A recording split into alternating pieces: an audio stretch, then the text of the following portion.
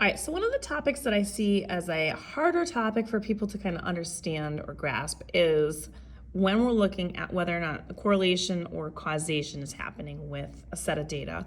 So if we take a look at this first one, the number of cold, snowy days and the amount of hot chocolate sold at a ski resort. So yes, obviously, if it's snowing and there's more colder and snowier days, you're probably gonna have more people at the ski resort. But are they going to be buying more hot chocolate? Well, that's not really a cause for people to buy hot chocolate because they might want to buy other beverages besides hot chocolate. So there might be people that don't like hot chocolate. So there would be a correlation there maybe, but there would not be causation for that one. You look at the number of miles driven and the amount of gas being used. Well, typically the more you drive, the more gas you're going to be using. So that would be more of a causation because you are using that gas. The gas is what's getting you further. So if you didn't have any gas in the car, you wouldn't be able to go anywhere. So that's more of a causation type situation. The number of additional calories consumed and the number of weight that's gained.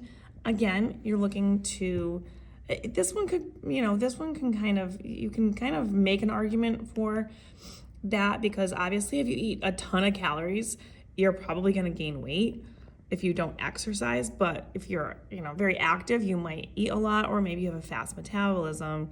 So that would typically cause you to gain weight if you are eating a lot of additional calories. So that one could be causation, but you could make an argument saying in other ways.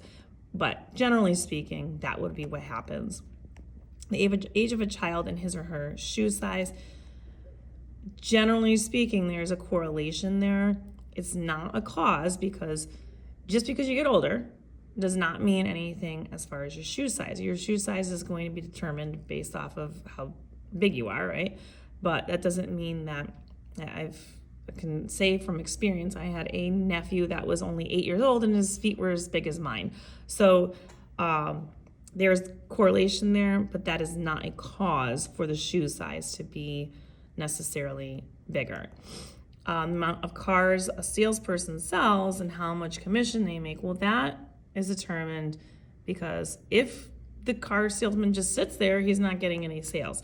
So you really need to put forth that effort in order to make that commission. So that would be causation. The number of cars traveling on a busy holiday weekend and the number of accidents reported, probably a good correlation, but that just because there's a ton of people, that does not mean that it is a cause for the reason for accidents to be reported. The number of homework assignments that are turned in and how well an individual does in the class. Again, you can make arguments one way or another with this. Some kids don't need to do homework and they understand it and they don't have a good score in the class, or they do have a good score in the class. So typically, right, if you do your homework, you should get a better grade in your class, especially if it's graded. That would be a cause for you to be doing better. And if you're not doing it, it could be the cause for you not doing so well. And the annual salary and the blood pressure for men ages 20 through 60. So again, that really is not cause. There could be correlation there, but that's not going to cause your blood pressure to change based off of whatever your salary is.